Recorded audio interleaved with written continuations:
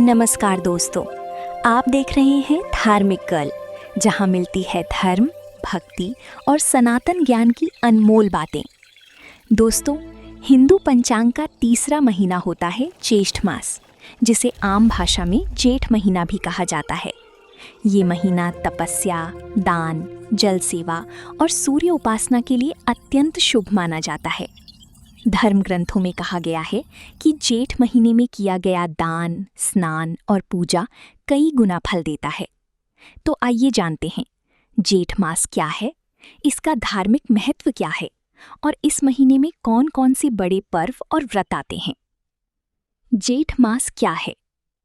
Hindu calendar में बैसाख के बाद आने वाला महीना ज्येष्ठ मास कहलाता है। इस समय सूर्य की गर्मी अपनी चरम पर होती है। चारों ओर तेज धूप और गर्म हवाएं चलती हैं। इसी कारण इस महीने में प्यासे लोगों को पानी पिलाना, पशु पक्षियों के लिए जल रखना और गरीबों को छाता, जूते, घड़ा या जलदान करना बहुत पुण्यकारी माना जाता है। जेठ मास का धार्मिक महत्व। ज्येष्ठ मास को भगवान विष्णु, सूर्य देव और गंगा माता की कृपा प्राप्त करने वाला महीना माना जाता है।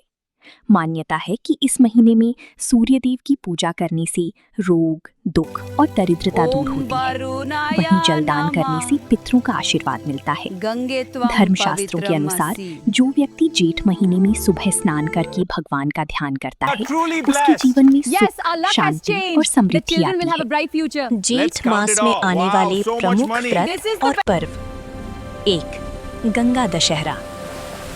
जेठ मास का सबसे प्रसिद्ध पर्व है गंगा दशहरा।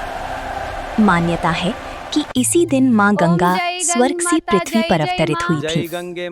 इस दिन गंगा स्नान, दान और पूजा करने से 10 प्रकार के पाप नष्ट हो जाते हैं। यदि गंगा स्नान संभव ना हो तो घर में गंगा जल मिलाकर स्नान करना भी शुभ माना जाता है। 2.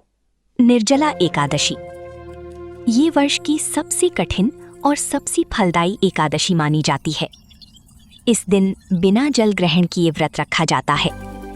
कहा जाता है कि यदि कोई व्यक्ति सभी एकादशी का व्रत नहीं रख पाता तो केवल निर्जला एकादशी का व्रत करने से सभी एकादशियों का फल प्राप्त हो जाता है।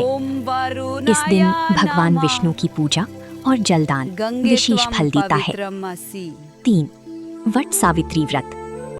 ये व्रत विवाहित महिलाएं अपने पति की लंबी आयु के लिए रखती हैं। इस दिन महिलाएं बरगद के वृक्ष की पूजा करती हैं और सावित्री सत्यवान की कथा सुनती हैं।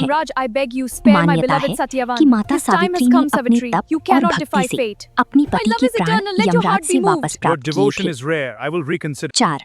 सूर्य उपासना और जलदान। जेठ महीने में सूर्य देव की पूजा का विशेष महत्व होता है। सुबह तांबी की लोटी से सूर्य को जल अर्पित करना अत्यंत शुभ माना जाता है। साथ ही प्यासी लोगों को ठंडा पानी पिलाना, छबील लगाना और पक्षियों के लिए पानी रखना बहुत पुण्य देता है। जेठ मास में क्या करना चाहिए? जेठ महीने में सुबह जल्दी उठकर स्नान करें, भगवान विष्णु और सूर्य देव की पूजा करें, जरूरतमंदों को जल, फल और वस्त्र दान करें, पशु पक्षियों के लिए पानी रखें और क्रोध, झूठ तथा नकारात्मक विचारों से दूर रहें। क्या नहीं करना चाहिए?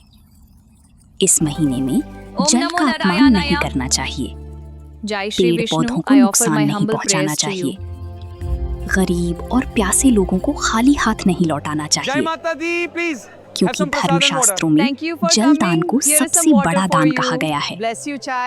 तो दोस्तों, जेठ मास केवल गर्मी का महीना नहीं, बल्कि सेवा, दान, तपस्या और पुण्य कमाने का पवित्र समय है। यदि हम इस महीने में सच्चे मन से भगवान का स्मरण करें और जरूरतमंदों की सहायता करें तो जीवन में सुख, शांति और समृद्धि अवश्य प्राप्त होती है। अगर आपको ये जानकारी पसंद आई हो तो वीडियो को लाइक करें, चैनल धार्मिक गर्ल को सब्सक्राइब करें और कमेंट में जरूर लिखें जय श्री हरि। धन्यवाद। हर हर महादेव।